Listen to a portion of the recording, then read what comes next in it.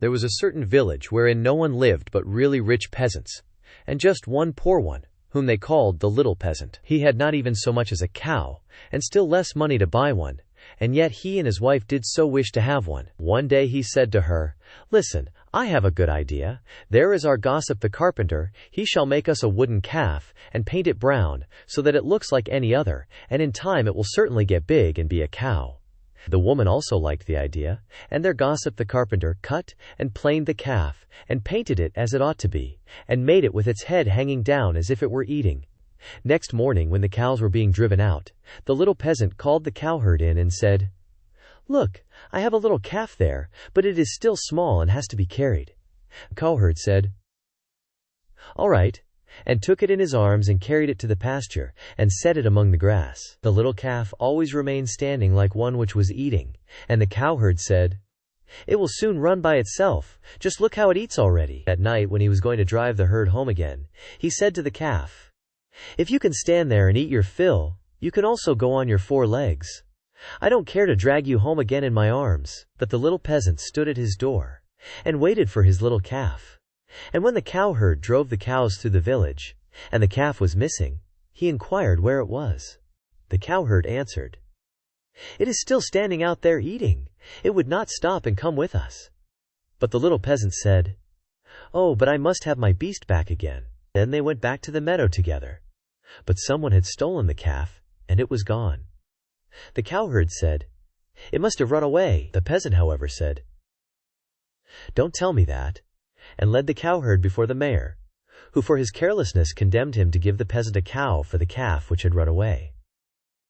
And now the little peasant and his wife had the cow for which they had so long wished, and they were heartily glad, but they had no food for it, and could give it nothing to eat, so it soon had to be killed. They salted the flesh, and the peasant went into the town and wanted to sell the skin there, so that he might buy a new calf with the proceeds. On the way, he passed by a mill, and there sat a raven with broken wings, and out of pity he took him, and wrapped him in the skin. But as the weather grew so bad and there was a storm of rain and wind, he could go no farther, and turned back to the mill, and begged for shelter. The miller's wife was alone in the house, and said to the peasant, "Lay yourself on the straw there," and gave him a slice of bread and cheese. The peasant ate it, and lay down with his skin beside him, and the woman thought, "He is tired and has gone to sleep." In the meantime came the parson. The miller's wife received him well, and said, "My husband is out, so we will have a feast." The peasant listened, and when he heard them talk about feasting, he was vexed that he had been forced to make shift with a slice of bread and cheese. Then the woman served up 4 different things: roast meat, salad, cakes, and wine. Just as they were about to sit down and eat, there was a knocking outside. The woman said, "Oh heavens! It is my husband!" She quickly hid the roast meat inside the tiled stove, the wine under the pillow, the salad on the bed, the cakes under it, and the parson in the closet on the porch. Then she opened the door for her husband, and said, "Thank heaven you are back again. There is such a storm, it looks as if the world were coming to an end." The miller saw the peasant lying on the straw, and asked, "What is that fellow doing there?" "Ah," said the wife, "the poor knave came in the storm and rain, and begged for shelter, so I gave him a bit of bread and cheese, and showed him where the straw was." The man said, "I have no objection, but be quick and get me something to eat." The woman said, "But I have nothing but bread and cheese." "I am contented with anything," replied the husband. "So far as I am concerned, bread and cheese will do," and looked at the peasant and said, "Come and eat some more with me." The peasant did not require to be invited twice, but got up and ate. After this, the miller saw the skin in which the raven was, lying on the ground, and asked, "What have you there?" The peasant answered, "I have a soothsayer inside it." "Can he foretell anything to me?" said the miller. "Why not?" answered the peasant. "But he only says 4 things, and the 5th he keeps to himself." The miller was curious, and said, "Let him foretell something for once." Then the peasant pinched the raven's head, so that he croaked and made a noise like krr, krr. The miller said, "What did he say?" The peasant answered, "In the first place, he says that there is some wine hidden under the pillow." "Bless me!" cried the miller, and went there and found the wine. "Now go on," said he. The peasant made the raven croak again, and said, "In the second place, he says that there is some roast meat in the tiled stove." "Upon my word," cried the miller, and went thither, and found the roast meat. The peasant made the raven prophesy still more, and said, "Thirdly, he says that there is some salad on the bed." "That would be a fine thing," cried the miller, and went there, and found the salad. At last the peasant pinched the raven once more till he croaked, and said, "Fourthly, he says that there are some cakes under the bed."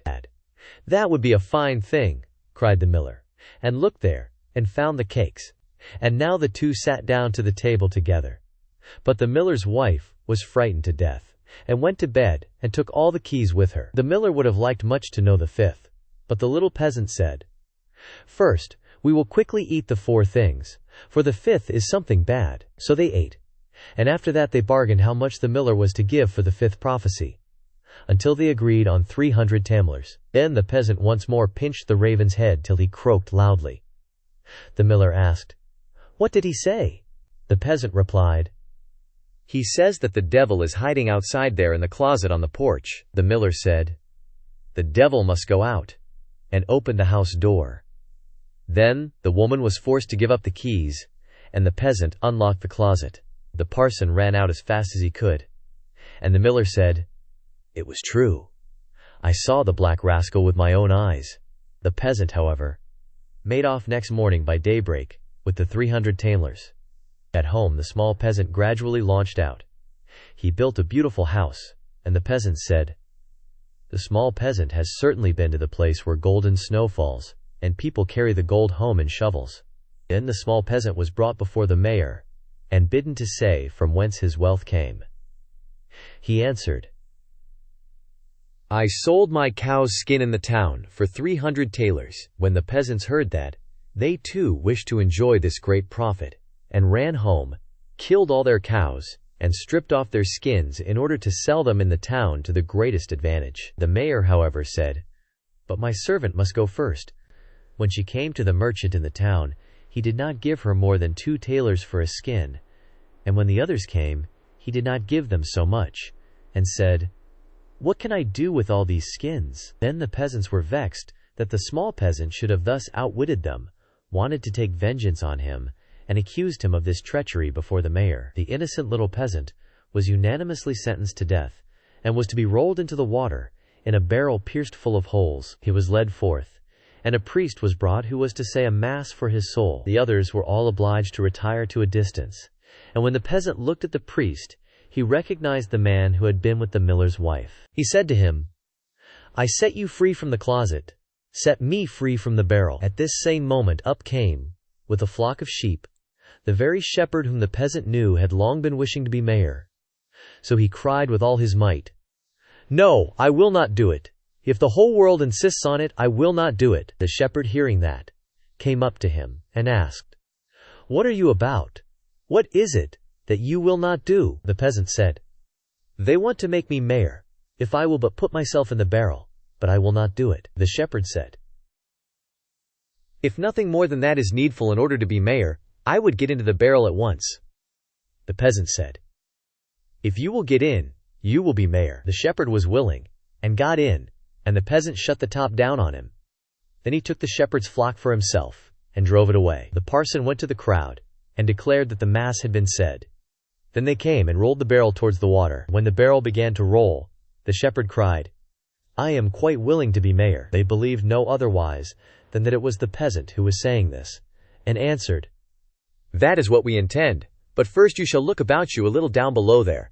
And they rolled the barrel down into the water. After that the peasants went home, and as they were entering the village, the small peasant also came quietly in, driving a flock of sheep, and looking quite contented. Then the peasants were astonished, and said, "Peasant, from whence do you come? Have you come out of the water?" "Yes, truly," replied the peasant. "I sank deep, deep down, until at last I got to the bottom. I pushed the bottom out of the barrel, and crept out, and there were pretty meadows on which a number of lambs were feeding, and from thence I brought this flock away with me," said the peasants.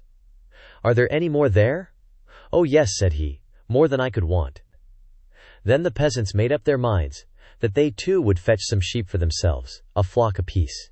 But the mayor said, "I come first." So they went to the water together, and just then there were some of the small fleecy clouds in the blue sky, which are called little lambs, and they were reflected in the water, whereupon the peasants cried, "We already see the sheep down below." And the mayor pressed forward and said, "I will go down first, and look about me, and if things promise well, I'll call you." So he jumped in. Splash went the water. It sounded as if he were calling them, and the whole crowd plunged in after him as one man. Then the entire village was dead, and the small peasant, as sole heir, became a rich man.